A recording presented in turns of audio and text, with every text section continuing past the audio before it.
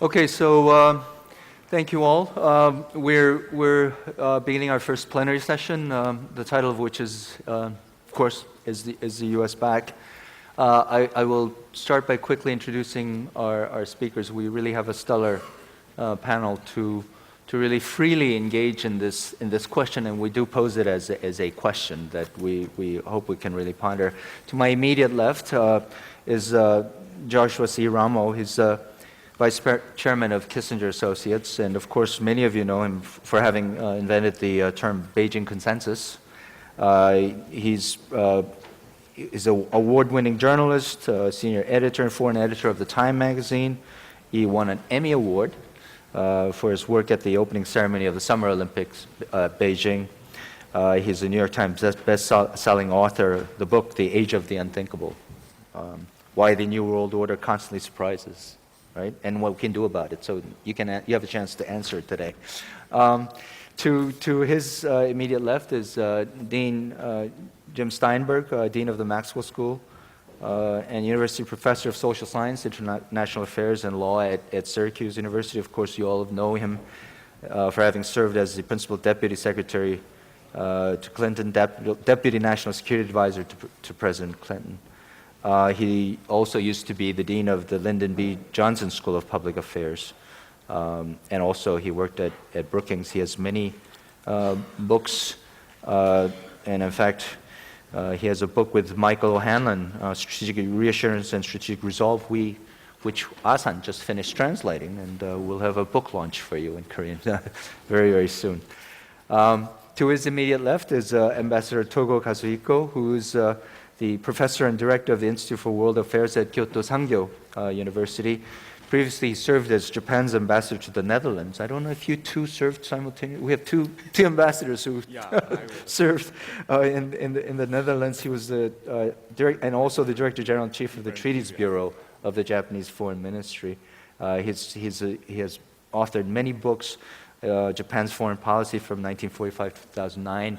And again, he's one of those experts who combine real world policy experience with intellectual rigor. Thank you for being here. At the very end, last but not least, Ambassador Wu Jianmin, who's the member of the International Advisory Committee of the Chinese Foreign Ministry. He served as the president of China Foreign Affairs University, as China's ambassador to France, to the Netherlands, to the UN office in Geneva, Switzerland.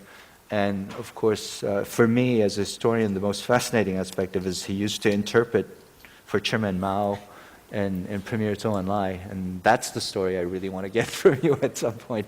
But so again, we have this stellar panel. Well, as we do all the time, what we want to do is I want to give each panelist 5 to 7 minutes to freely try to answer this question, this very big question posed to you in whichever way you feel.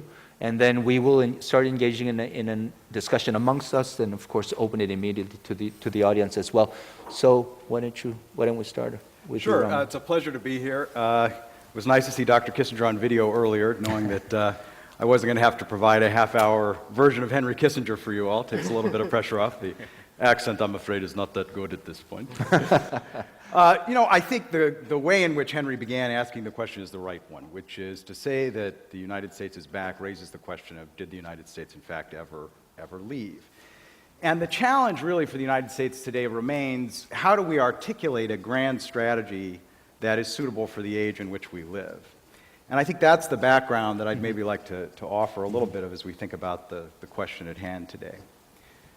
We're really at the beginning of a revolutionary age.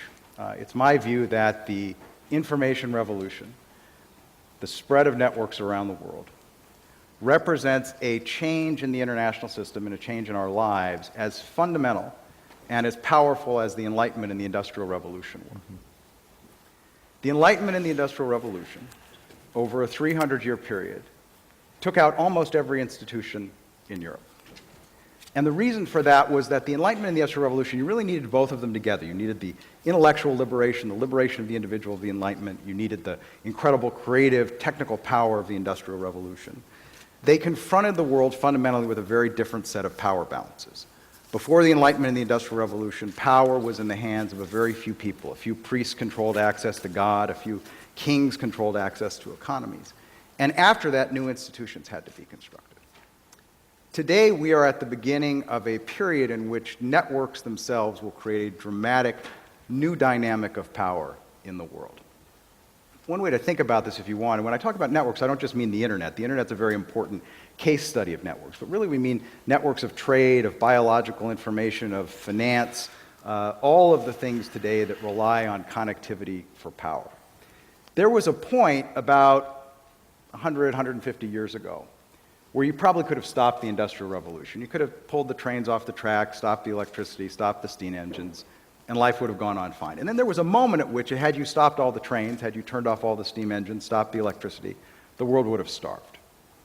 We are very close to a point like that in this age of network revolution. Today, if we shut down all of the networks, if we shut down the TCP/IP connections, if we shut down the data transfers and the big data in Google, we could all probably survive. But there will be a point in the not-too-distant future in which we are defined by our ability to be constantly connected. Our markets will depend on it, our medical care will depend on it, our militaries will depend on it, our national security will depend on it. And that represents a fundamental shift in power dynamics that is every bit as profound as the power dynamic shift we saw in the Industrial Revolution and the Enlightenment. The Industrial Revolution and the Enlightenment produced what we know now, looking back on it with 300 years of experience, what economists call a convergence club and a divergence club. The convergence club was the nations that became scientific and urban and industrial and rich. They were the countries that became modern. And there were an entire group of nations that missed that shift, the divergence club. Countries that never became urban, that never became modern, that never became scientific.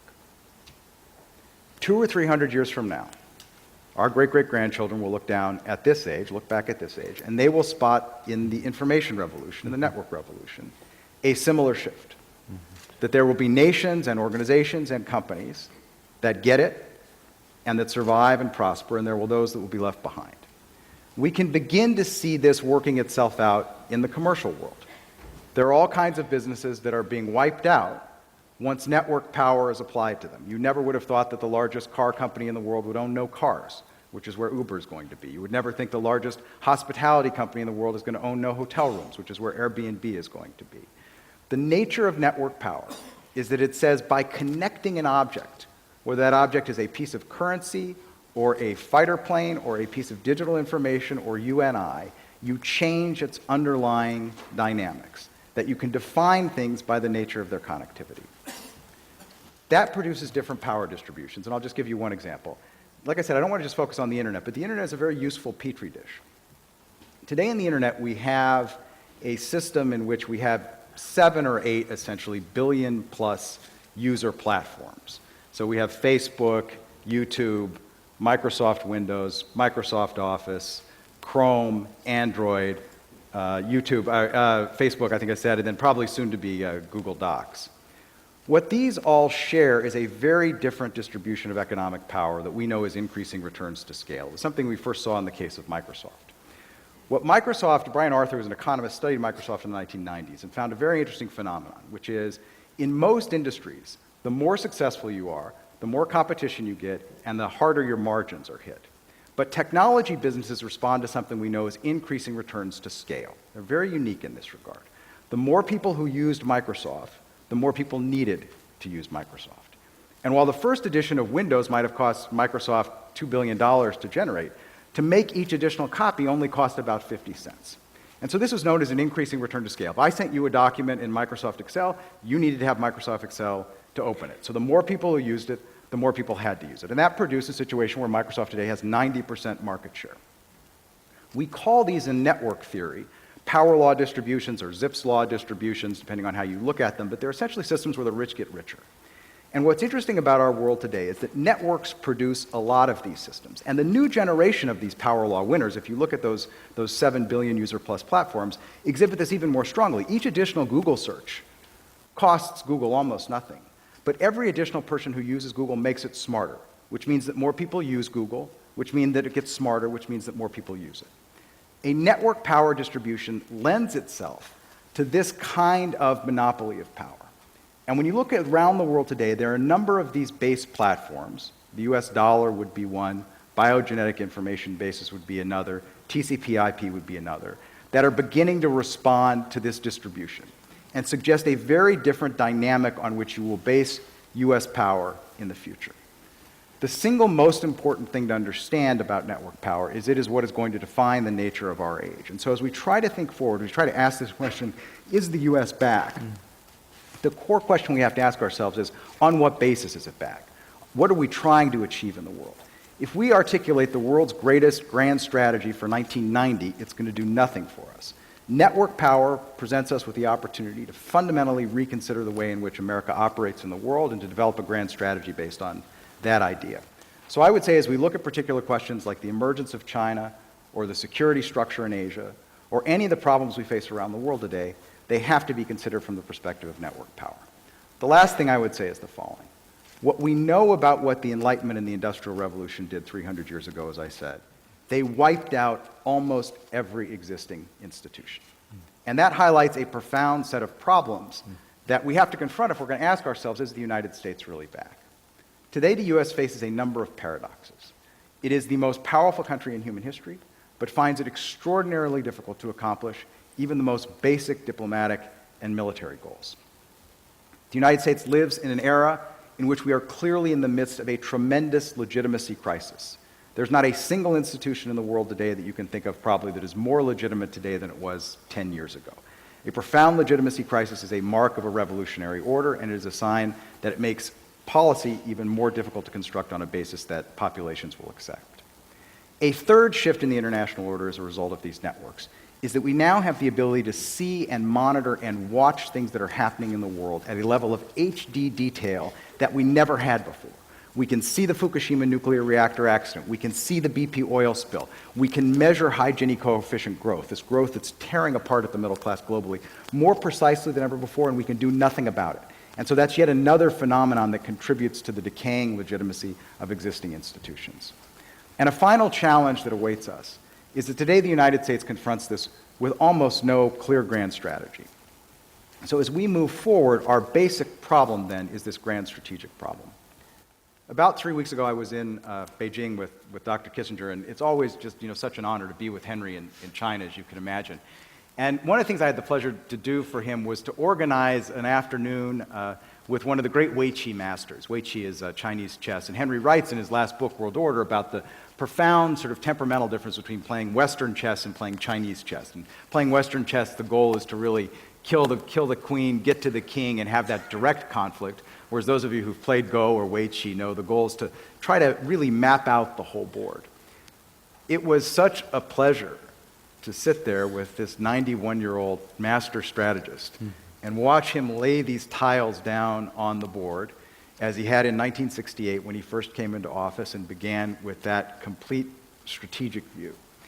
And I think it is a useful reminder as we sit here and try to ask ourselves, is the United States back? We can't ask ourselves, is the United States back in Asia? Is the United States back in the Middle East? Are we back in Latin America? What we have to do instead is begin with that overall perspective of the board, and then we can figure out how exactly we want to return. Thanks. Thank you, Joshua. Jim? Everyone, thank you. And it's really a great pleasure to be back here. It's such a distinguished group of public servants, prime ministers, foreign ministers, other leading government officials, journalists, thinkers, and this has really become one of the premier gatherings, not just in East Asia, but around the world for thinking about the big challenges. And Joshua's comments now, I think, really appropriately sets the stage for thinking about this bigger and thinking about it in the broader terms than just the here and now, which I think is a great frame. It won't surprise you that I don't fully agree with everything that Karen had to say in her opening remarks. I find it hard to even recognize some of the characterizations that she gives of the current administration's policies. But I think the important thing is to look forward. And I do agree with her and Dr. Kissinger about the basic optimism that they project, because whether the right frame is back, never left, there's been a lot of emphasis on the current strengths that the United States brings to the table. And I think those strengths are very relevant to the changed world that Joshua was talking about. And we have strengths that are relevant to any world, innovation, a dynamic and young population, a commitment to find ways to have public discourse and engage on these issues. But the strengths that we have, I think, are especially effective at dealing with a changing and adaptable world, which makes the United States in a particularly well positioned to deal with the future. I think it is important to focus on a couple of the features that should give us confidence and optimism. Some things that were touched on by Dr. Kissinger and Karen, but maybe deserve to be brought out more. In conventional terms, one of the things I do want to emphasize is, because we do focus on a lot, that's kind of what the strategic community does, is just on the pure military and military technological side.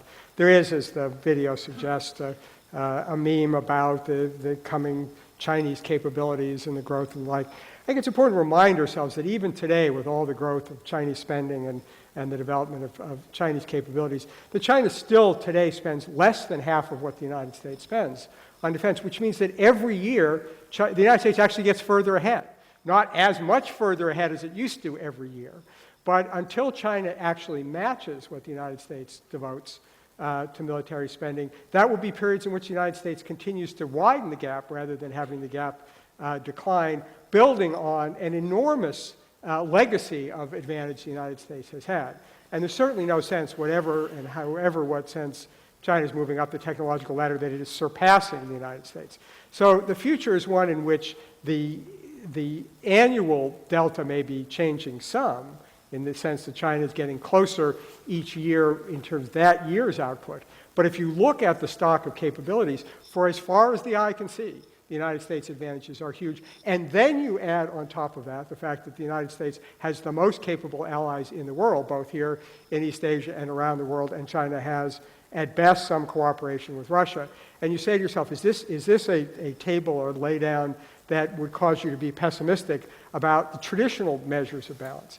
And similarly with respect to the economy, while it is true that the United States' share of GDP is certainly declined from the height that was mentioned earlier by Dr. Kissinger of the 50%, the fact that the United States has actually increased its share of GDP in recent years, compared with a decade ago when it looked like we were declining, is a real sign of the vitality of the United States economy, that our sustained levels of growth, as China begins to revert to the mean, are ones which should also give us some confidence about the future, and the fact that we have managed to show the resilience of the U.S. economy to achieve what Marty Feldstein now calls a full employment economy, with especially important, and something that gets lost in a lot of the journalism coverage, that today college graduates in the United States actually have a 2% unemployment rate. So while we have challenges in our education system, you mentioned this, Karen mentioned this as well, there are tremendous kind of conventional strengths in the United States beyond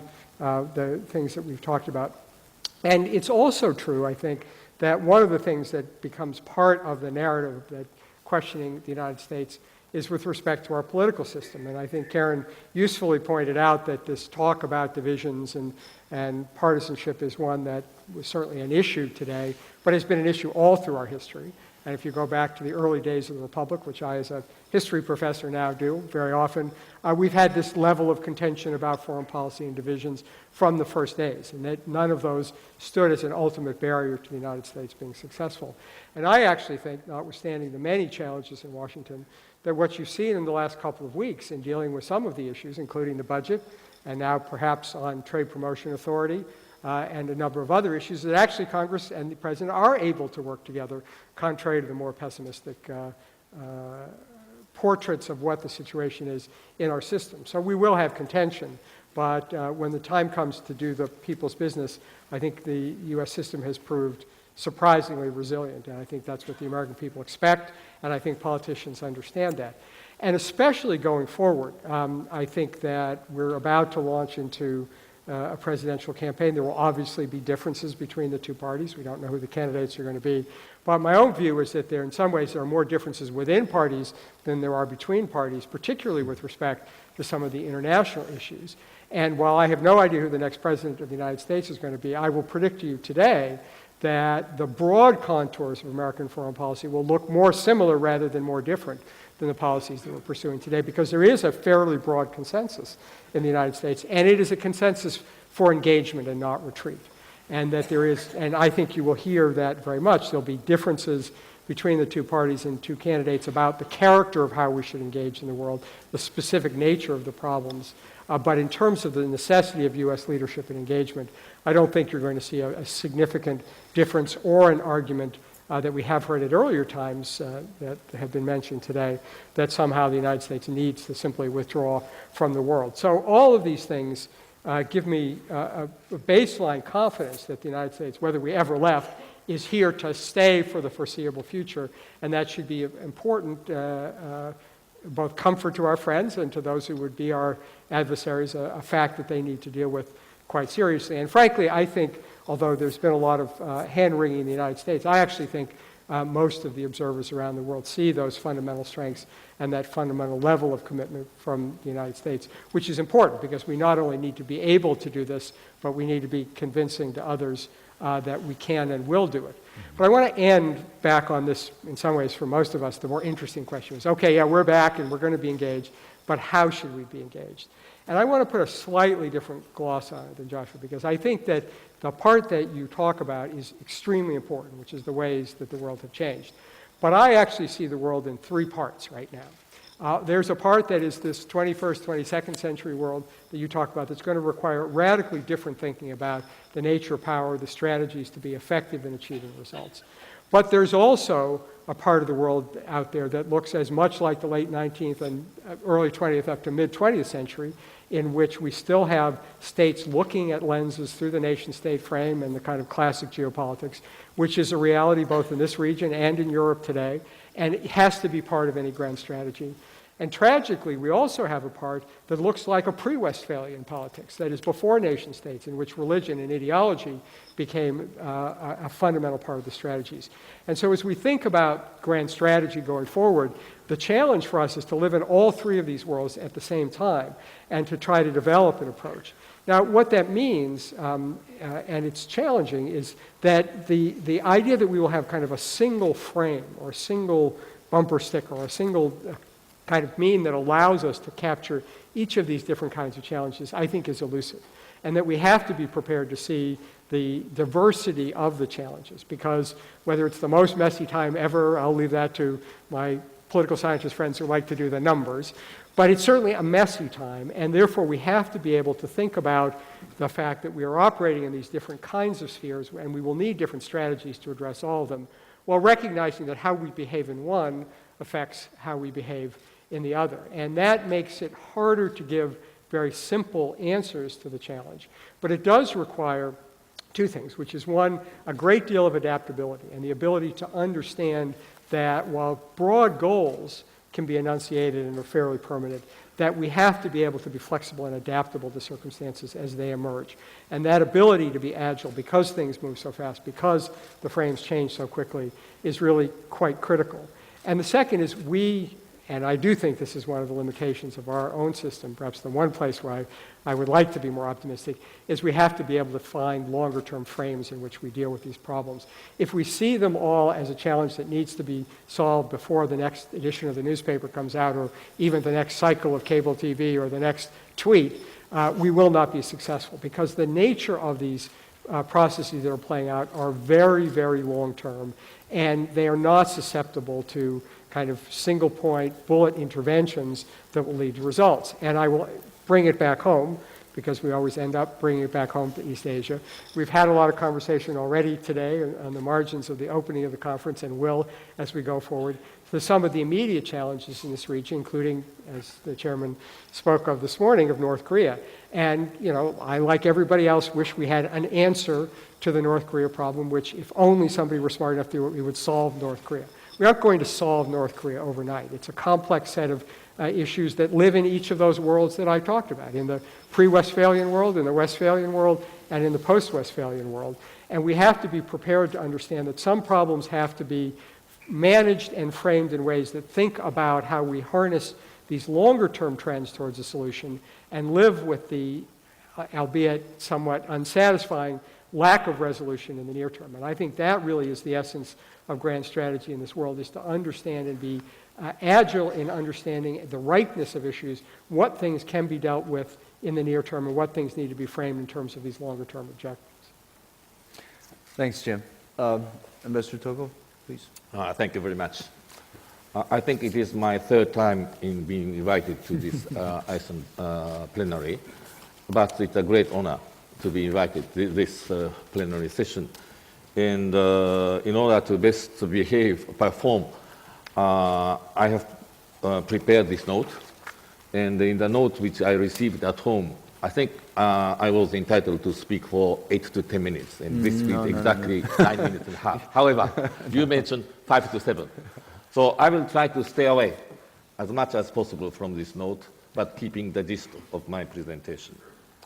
So the key question we are discussing is the United States back, and what is its global implication? And this is a huge subject. So I wanted to concentrate on one issue within the framework of this issue about U.S. pivoting to Asia. Has U.S. pivoting to Asia successful?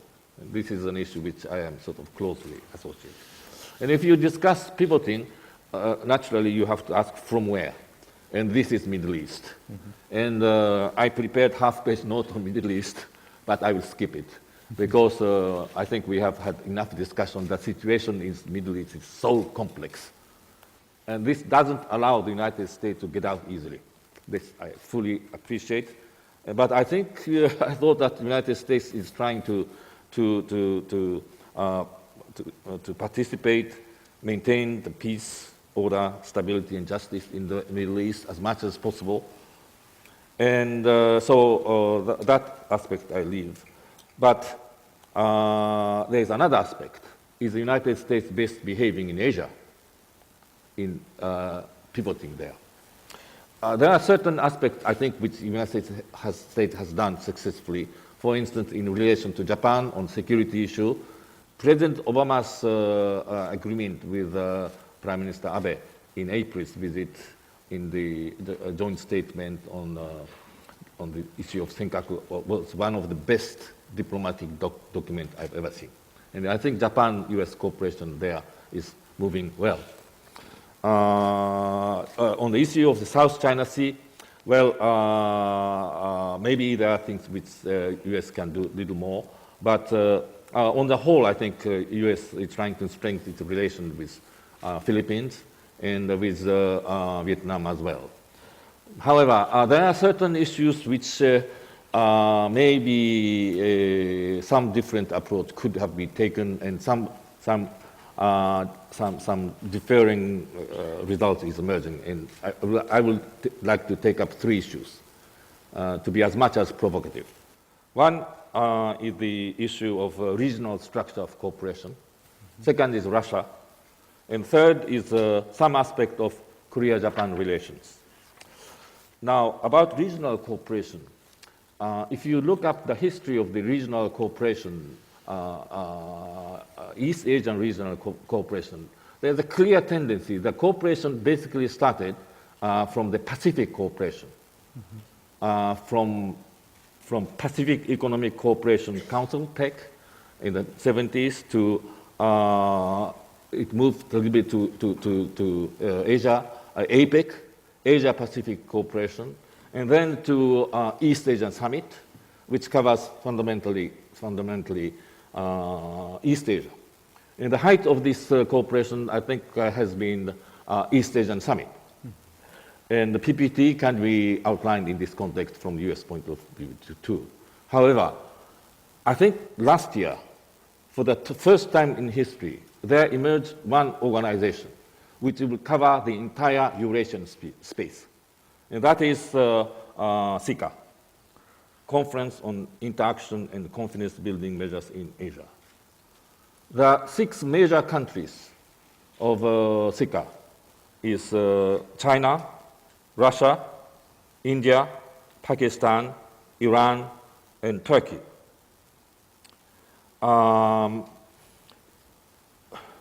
In terms of the new direction to be embodied in this cooperative space, China is widely propagating its 2 Silk Road diplomacies.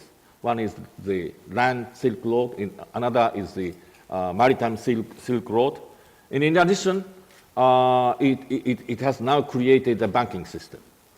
I think this Eurasian Space Cooperation became under attention more this year when the AIIB, Asian Infrastructure and Investment Bank, inaugurated at the end of March.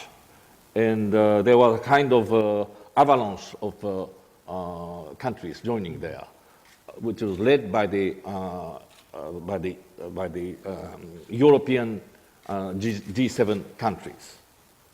And at this point in time, United States and Japan are staying away. So the first question which I might raise in this panel, in this floor, is whether this policy of staying away from AIIB is a successful policy of the United States in pivoting to Asia. Now, this leads to the question of Russia. I have listened very carefully and with great interest the keynote speaker on Russia's or Putin's policy. As we all know, when Yeltsin came to power, Yeltsin's objective in the international arena was to join the G8 and to join the APEC. And as we all know, Putin has an entirely different approach. He doesn't care of being ousted from G8. And the area of cooperation Putin is trying to push himself is SICA. And one of the most amazing changes which had occurred in the course of last year to this year is the differing attitude of the Russians in the cooperation of the SICA. For those who have observed Russia for a long time, to become a second fiddler in the international cooperation next to China simply is not a thing which Russians could have accepted. But now it's totally different. There's some lively academic writing to say that Russia doesn't mind playing the role of second fiddler next to China. this is amazing. And so now there is emerging this Eurasian alliance or axis, whatever you call, of Beijing, Moscow, possibly of Tehran. Now, so this brings to the question of, has Obama's approach to deal with Putin been successful? And here, I just want to go back to Professor Mearsheimer's analysis, a very realist analysis, that in order to deal with Putin, maybe, or to the Russians, maybe to allow certain buffer role for Ukraine to play between Russia and Europe was a more successful policy to deal with this country. And if my understanding is correct, precisely Dr. Kissinger is in line with Mearsheimer's thinking. Now, the last issue, Korea-Japan, this is the most provocative issue I'm raising this to this floor. So the question is the United States successfully pivoting in Asia in dealing with the difficult issues between Japan and Korea? As we all know, Abe is now in the United States. We will be having this meeting with the president and having his congressional speech. Mm-hmm. But as you may know, Congressman Mike Honda made a very long presentation at the Congress on April the 21st. One of the clearest policy statements that I have ever heard in denouncing Japan on conflict in one issue. We all know that this issue has been haunting relations between Japan and Korea. But reading his long and powerful drafted statement, I couldn't but feel that it has some domestic U.S. connotation in talking to U.S. constituencies. Now, his speech overlapped with a visit to Tokyo by representative of the Korean Council, Tae Taikyo, I don't know exactly at the representative of I think we usually call Korean Council, and had an extremely important meeting with the supporters of the comfort women in Japan. The report about this meeting was probably the most encouraging news that I've ever heard in the course of the last 5 years between Japan and Korea. To me, the new approach shown by the representative of the Korean Council could become the basis of an agreed solution and long-wanted reconciliation on this issue between Japan and Korea. So the question, the way Abe will be treated at the Congress and the impact of the American position or the American position on the comfort woman issue at a time when a tiny hope for reconciliation is emerging in this area, would this position affect negatively to reach a compromise between Tokyo and Seoul? I sincerely hope that that is not the case. Thank you very much. Thank you, Ambassador Togo. Ambassador Wu? Thank you. I'm really very pleased to be here. The theme of this conference, Dr. Han, you said at the beginning, Americans ask these questions. Many people around this world don't. Why this? We live in a fast-changing world. Everybody has to adapt to this change. To adapt to the new change is not easy. I listened carefully Mr. Karen Howe's keynote. I told my gut feeling. I told myself, this lady in red, her body is in the 21st century. Her head is still in the past. This is the problem facing us. You mentioned AIIB. This is a case in point. My friends in Washington asked me this question. What went wrong with Washington, D.C.? I said, 3 things did. 1, misreading the theme. I mean, the name of the game. Name of the game today is reform. Time for revolution, for world war is over. War, revolution means a violent change. What people need is reform. You look around the world, so-called color revolutions fail. Reform succeeds. That's the reality. Then, misreading, rule of the game. In the era of the war and the revolution, zero-sum game. Zero-sum game has been there for 1,000 years. But today, name of game is win-win, positive-sum game. So first thing which went wrong is misreading. The name of game, the rule of the game. Second thing which went wrong is misjudging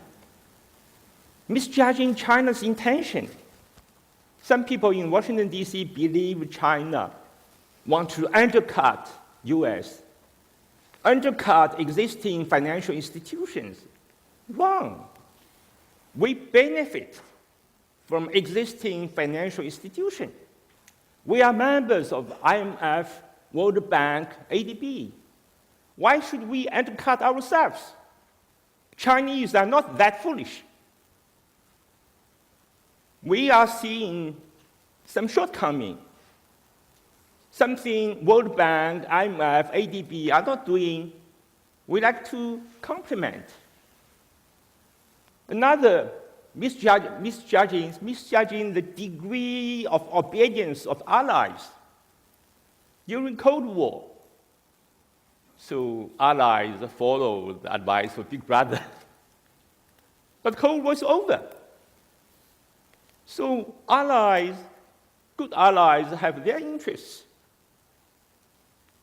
So AIIB is aiming to develop infrastructure in Asia. Asia is a global growth center. With a better infrastructure, Asia will grow better. The whole world benefits from it. Why should we object? Allies say that. Third thing went wrong is misbehaving. Misbehaving, I think U.S. should join AIIB. But U.S. decide at this stage not to join. Then U.S. went out its way trying to prevent allies from joining. It's double misbehaving. I mean, misbehaving is natural consequence of misreading and misjudging. My American friends ask me this question, what to do now? I hope the common sense will prevail in Washington, D.C. Human beings are human beings. No one is infallible.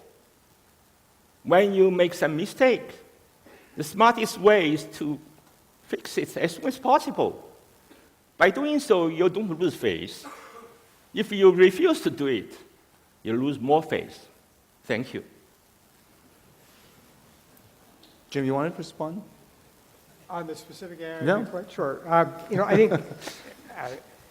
think I'd make two broad points about the AIB. First, I understand the concerns that the administration had about the danger that a proliferation of institutions with different standards could lead to a race to the bottom. And we've seen, particularly in the world of development, that some countries' policies, and frankly, including China's policies, not so much recently, but in the not too distant past, have pursued a set of development-oriented policies that don't meet the OECD DEC standards, that have tied aid, that have political dimensions to it.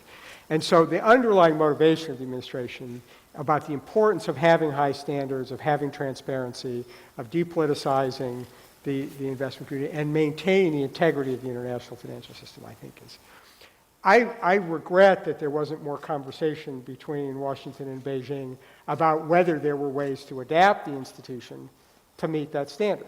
I think that there was an important challenge that could have been put to China to say, well, how do you envision this in a way that will in fact be complementary to the ADB, to the bank? Is there something that we could either do to adapt the current institutions, or is there a way to build this new institution? And I'm on the outside. I don't know whether any of that conversation took place. I think it would be important to do so rather than reflexively say, we like the institutions we have, there's no room for anything else.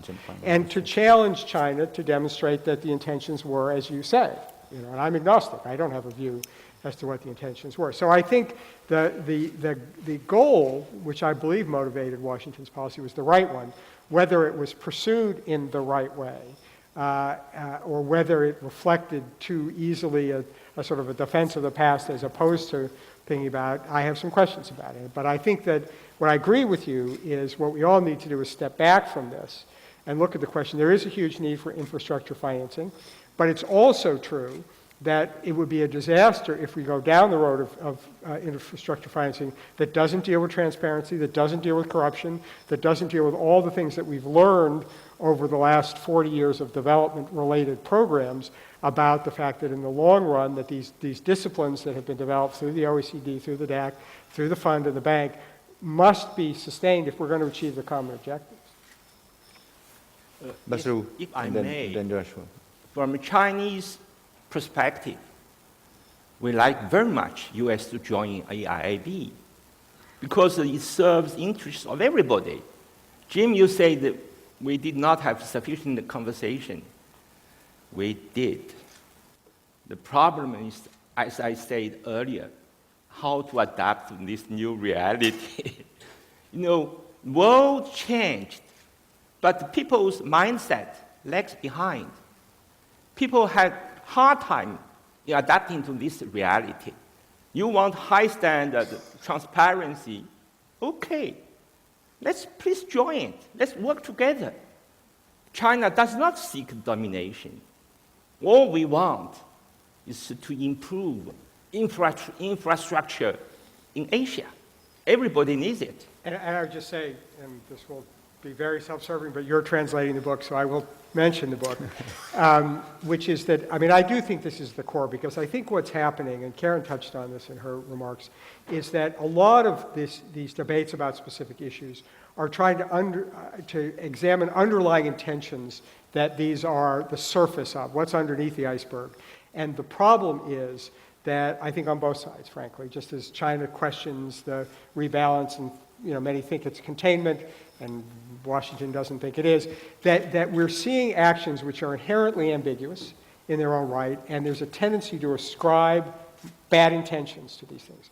And we need a strategy, which I've called with Mike strategic reassurance, to find a way to test those intentions, to say, okay, in the case of the bank, if you're really serious, if the point of the bank is to meet a real unmet need and not designed to undercut global standards, here's some things we would like you to do. This for the United States to say to China, here's some guarantees that we would like in terms of the structure of the bank, the principles and stuff. And if you do that, then we will not ascribe bad intentions and just trying to find a Sika-like institution that keeps us out. And you, in turn, can ask the same challenges to us. Why are you opposing this when we're prepared to do these things? It's that ability to try to dispel these mutual mirror imaging of bad intentions, which is driving us in a very bad direction, I think, in this region. It's, by the way, also a feature of the Sino-Japanese relationship, in which there's a lot of mirror imaging of bad intentions. And so this challenge of trying to elucidate the underlying intentions between inherently ambiguous actions. So China says it's building runways in the South China Sea for search and rescue. The neighbors are not so sure. What can we do to try to, for China to give confidence that these are not designed to increase the ability to project military power? There are ways to begin to do this, and I think it's incumbent on all the countries in the region in trying to understand this new environment for us to be very explicit and very direct in this conversation, which is why I don't know how much conversation took place between Washington and Beijing on this, but more is better, because we need to try to elucidate what's underneath the actions that each are taking. I'm gonna turn to Joshua on this, because he seems to be in a unique position to sort of, as the leading China hand in the U.S. How did you look at this particular? Well, I think it was issue? a symptomatic event in the sense that so much of our relation today tends to be focused on kind of places where we disagree, and the number of opportunities for cooperation where we could really build trust is very small. And I think that trust gap. One of the things I'd emphasize, I've now lived in Beijing for 12 years, and before I moved to China, the advice somebody gave me is, look, it's very important that you're bilingual, but you also need to be bicultural. And the cultural differences between the two sides, the way that discussions take place, it's just, there are fundamentally very different approaches. And the only strategy for that is to begin to have a lot of contact between the two sides, positive contact, so you can cooperate. Sometimes it's going to fail, sometimes it's not going to fail. The dominant cognitive model on the American side has been challenged, which is you had a model that was sort of this engagement model. You had a choice really between the engagement model and the containment model. Neither one of these really seem to be working out. Containment is fundamentally impossible. You can't contain China. It's not in America's interest to do so. And as we were saying earlier, in a network society, in a network world, it's not a reasonable goal. The underlying premise of engagement was that as China became more prosperous, she would become more congenial to American interests. It's not happened. China's become more congenial to China's interests, which is a completely reasonable way to look at things. The challenge is, can we come up with a new approach? An approach elsewhere I've called coevolution, in which you sort of say, look, the reality of the situation is the following. The international system is changing and needs to change. As we said earlier, we're in the midst of the most profound legitimacy crisis in the international system we've had in several hundred years. China is changing very rapidly, and the United States is changing very rapidly. Can we find a way to begin to work together? So I would say the challenges over the infrastructure bank, I think, were symptomatic in that either, for the sides didn't understand each other and there was no model that allowed you to say, okay, look, the existing institutions are broken. This is a co-evolutionary process in which we can all work together in a way that is beneficial for all sides. What President Xi has called 新型大国关系, or a new kind of great power relations, is an umbrella concept that needs to be filled with actual projects. And I think our challenge in the near term is to find projects that work in that area. And some of these things are going to fail. You know, the proposal I made a couple of years ago on cyberspace, cybersecurity, which is now coming back into vogue, was this idea, look, we've got a completely new area here. I think we can understand that when we think about cyber weapons, the networks themselves are weapons. The two sides are struggling to communicate on this. Can we come up with some practical ideas? Now, the ones I proposed of having a joint zero-day purchase and disclosure program and having a joint network monitoring center, there are all kinds of ideas in the space. It's a very rich space. And the challenge is the two sides have just got to get in this habit of getting in there and getting things done. It really is the only way that this fundamental trust issue is going to be resolved. I'm not sure it is resolvable. I mean, right, the Mearsheimer argument, the lesson of history teaches us that we have a great deal to be worried about here. But I think this event was a symptomatic event, unfortunately. We need to turn to the other, but quickly I'll turn to Ambassador Togo and Ambassador Wu. But Ambassador Okay. Togo, were you implying Yes. that, no, I mean, to Ambassador Togo first. Okay. So what is your position on Japan staying out of AIIB, if I could put you on the spot? Staying out from AIB. Why, do you Why- think it was the right decision that, I personally think that Japan and the United States had nothing to lose by joining to the AIB right from the beginning. But that is my very personal view. So it was not my government view. of course. Ambassador Wu? Yes. That's Very before we short. turn. You know, Joshua is right. He mentioned the issue of the trust. I think trust is very important. Some people saying, look, between China and U.S., there is such a strategic trust. My feeling is yes and no. I went to the U.S. for the first time in 1971. I was a junior diplomat to join the Chinese delegation returning to UN. 1971, trade volume between China and U.S., $5 million US. Last year, $540 billion US. If there's no trust, how could we have developed a huge volume of trade? That's impossible. How to build trust? My sense is, let's identify convergent interests. You have your interests, we have ours. Our interests may converge. On the basis of convergent interests, let's develop project of cooperation. Consequently, we develop our common interests. The foundation of our relationship will get stronger and stronger. Then we'll have more trust. It doesn't serve any useful purpose in, oh, we have no trust. It's depressing. I'm reasonably optimistic about China-U.S. relationship. I think our relations, in the past 8 U.S. administration, 5 Chinese presidents, there's a continuity. Relations keep growing. Certainly, we are facing challenges. I believe two sides have the wisdom to meet these challenges. Thank So you. Can I just add a point, because Ambassador Wu and I have been talking about this for a long time. I obviously would welcome more cooperation, and I think we need to find more places to cooperate. But I think the fundamental nature of international relations, I'm not as pessimistic as Mearsheimer, who is, a professional pessimist and has been wrong more than right, and I think his answer on Ukraine is totally wrong. But the problem is that every positive example doesn't have a spillover to the areas of doubt and uncertainty. And so, yes, do the cooperation, but unless we directly tackle the areas where we either have divergences or uncertainty about each other's intentions, we can't insulate the cooperation, and the cooperation won't spill over.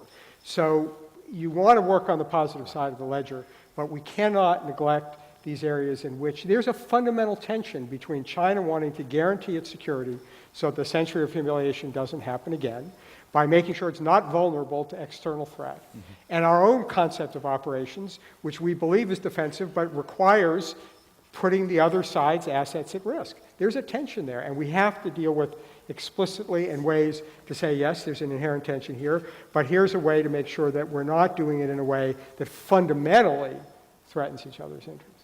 Okay. I'll open it to the audience. If you have questions, please raise your hand. We have microphones, and very quickly identify yourself, and please ask a very short, quick question.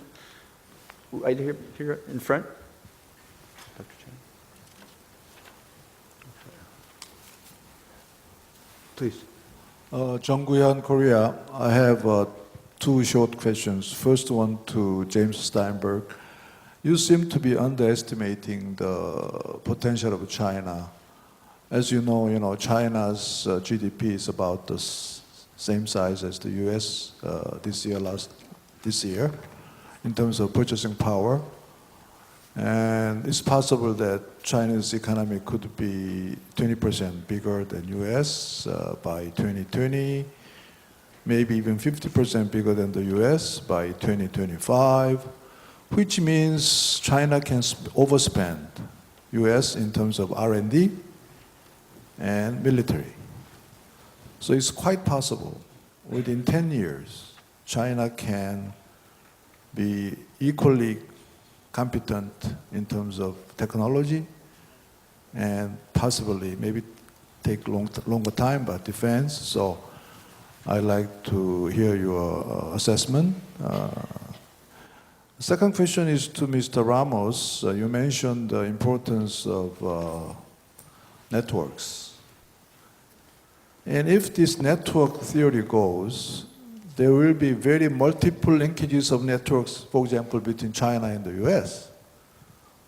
So maybe we are overemphasizing the role of a state in talking about US, China, right? If there are multiple linkages of networks between two countries and between many countries, business, culture, student exchange, all kinds of exchanges, maybe we see much more interconnected world. In that world, this kind of confrontation, who is bigger, who wins, may be less meaningful. So could you extend your analysis of networks to interstate rivalry? Thank you. Jim, quickly. So you do the math. China spends about $250 billion a year on defense. We spend about $650 billion. China's defense budget is growing at about 10 to 12% a year. Ours is growing a couple percent a year. So this year we get $400 billion more than China. And so China goes up 10%. And so next year we only get $390 billion more than China. And for the next 20 years, if we stay at that rate, China goes 10 to 12%, we go to 3 to 4%, we will continue to increase our lead every year over China until that year in about 2040 at the current rate, when China then catches us on the annual basis, so that our lead then doesn't grow anymore. But meanwhile, we have a $3 trillion stock of lead over China. Now, there are some Phillips on this thing.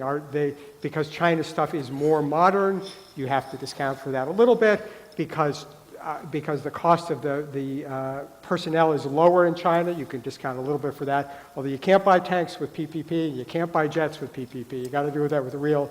So my point is that any way you slice it, China can continue to grow at 10 to 12% a year in terms of its defense budgets. But unless we actually slash our defense budgets by 30, 40, or 50%, we're still going to be spending more every year than China does. So yes, China's becoming more capable, and so the huge lead that we have and we're building up every year starts to decline. But we wouldn't even get to parity on an annual basis till about 2030, 2035, and that wouldn't account for all of the leads that we've built up. So we just need to be, there's a kind of a spookiness in this debate about China's modernization, which I think just deserves a dose of reality in terms of what we're doing. We have not stood down.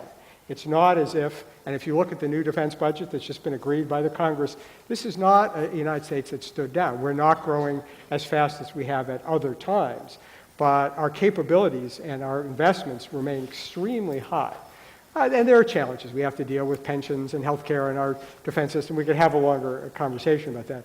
And then, as I said, then you put on top of that, that although our allies are not growing very fast, they have enormous capabilities too. I think it's part of the reason why the United States welcomes some of the initiatives that Prime Minister Abe has taken with respect to both the modernization of the self-defense forces and their continued role.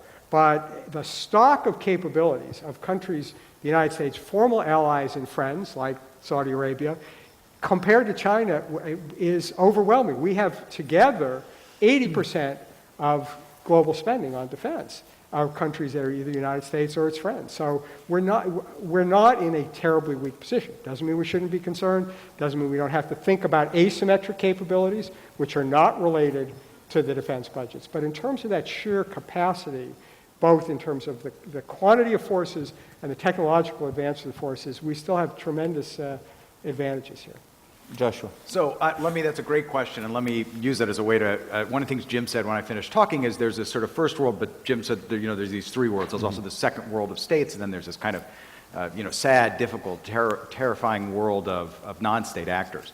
What all of them have in common, actually, is they respond to network dynamics. If you look at why ISIS is successful, for instance, it is an expression of network dynamics, that ability to activate young girls remotely in some bedroom in London to get on a plane and go join ISIS. It's all an expression of network power. And when you look at network maps, you find there are commonalities of behavior between whether it's the New York Stock Exchange or derivatives markets and terrorist organizations, that when you connect things to networks, certain regularities emerge. And so when you look even at that second level of states, it's important to think of them to some degree as networks. That when Bruno Latour, who's the French philosopher, who's the father of actor network theory, has a great line. He says, you can't say that the B-52 flies. It's a network of many things that are flying when a plane takes off. And so at every level of a system, you have networks at work. And what we discover when we start to use network theory to look at this world, and I have a book coming out about this, is there is a single elegant grand strategy you can articulate, which actually does encompass all of these different levels.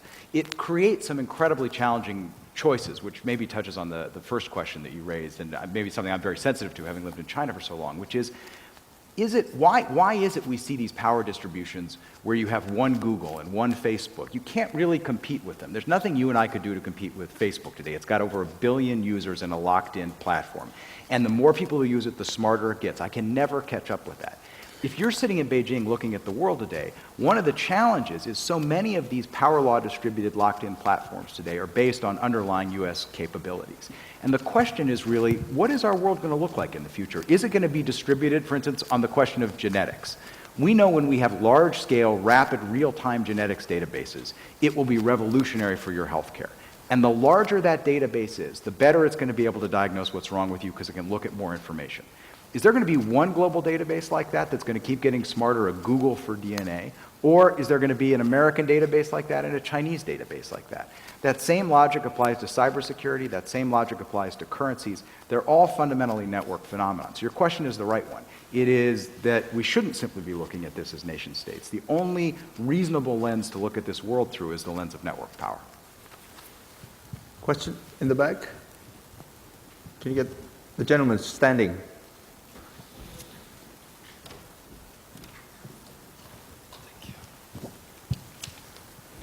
Hello, my name is Jamal. Actually, my question is about the question, is the U.S. back or living? Some people may argue that now U.S. is living. Let me say some examples.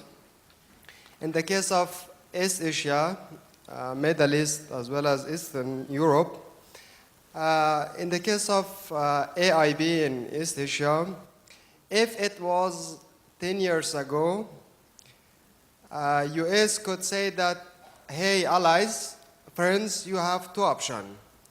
You are whether with us or with China.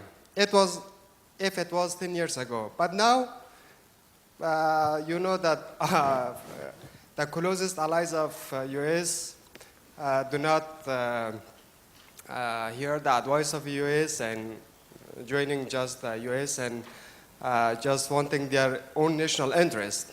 In the case of Can you ask a question, please? Yeah. Actually, quickly. Okay. Yeah, we're running out of time. Yeah, in the case of Middle East, you know that if it was 10 years ago, case of Yemen, Syria, and Iraq was different from now. Now, U.S. would attack Yemen or Syria, but it is now Saudi Arabia doing instead of U.S. As well as in the case of Eastern Europe. So, the people can argue U.S. is now living, not, coming back. What do you think about this argument? Anybody want? Thank you. We're going back to the original question. Anybody want to tackle that?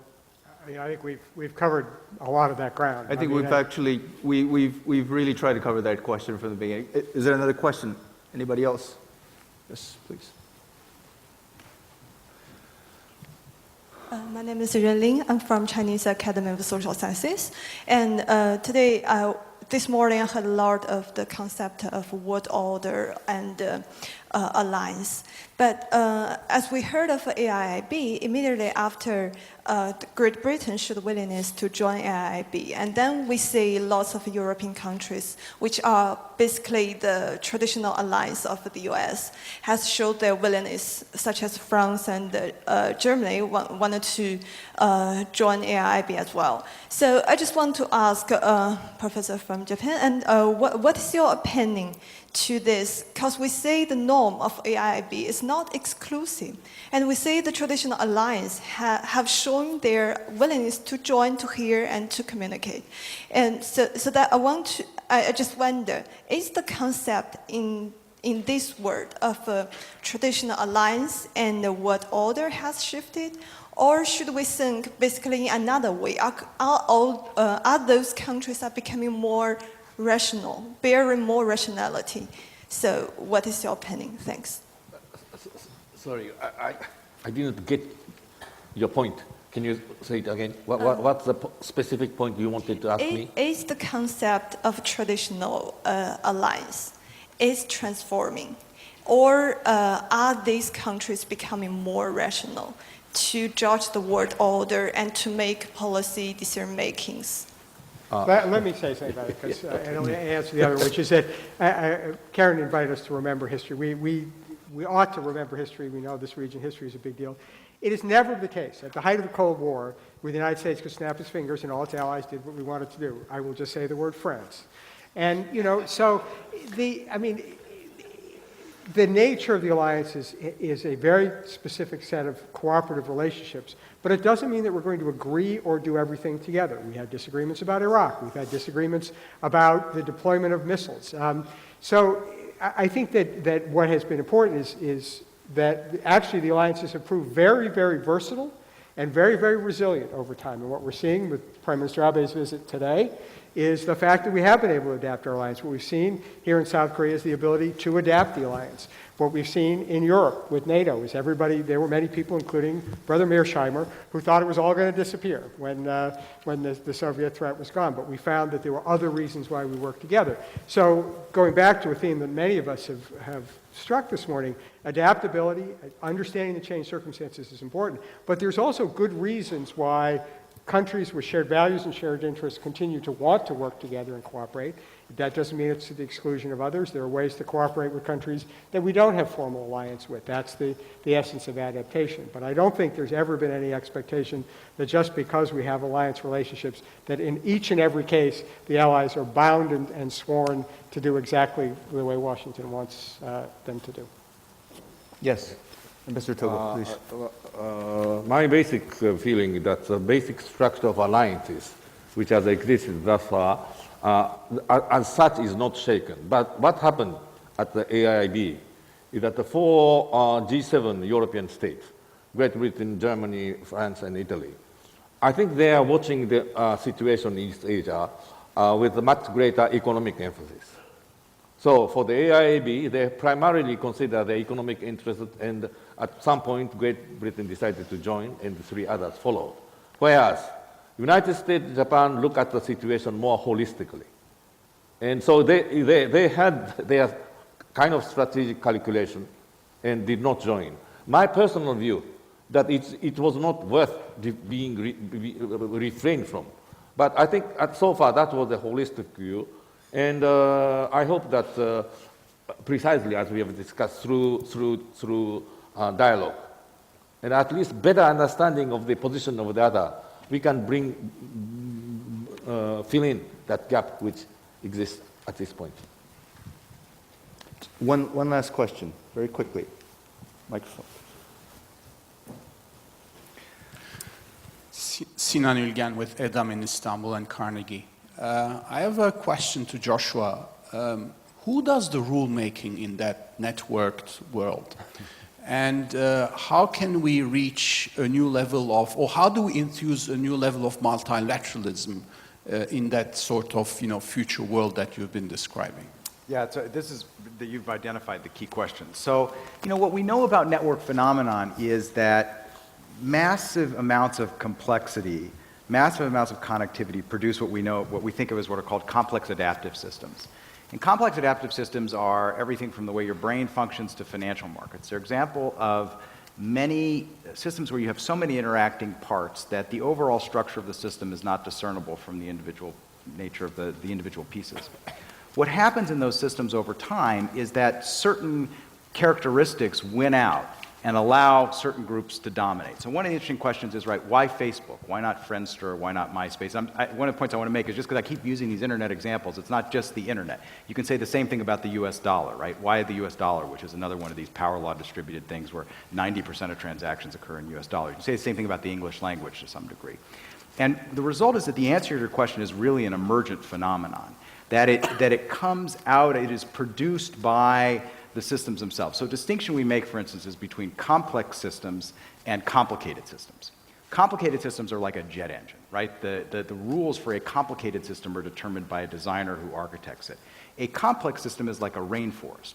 Order is something, and evolution and creation is something that spontaneously emerges from that system. So the kind of instincts you have for managing that sort of world are inherently very, very different. What you want to do is try to seed as much interaction as possible and then watch the rules that emerge for it. I'll make one last point on this.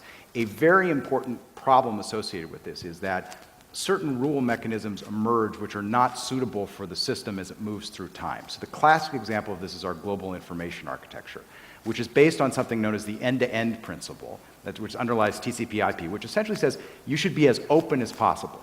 So if you ask yourself, how has the internet grown so quickly? How is it that it's gone over a period of 15 years from being a few hundred million users to having a third of the population on the planet, and it's going to continue to grow? It's because of the fundamental openness of the system. But that openness of the system today now exposes it to all kinds of vulnerabilities, all kinds of cyber attacks, the risk of cyber accident, any number of things.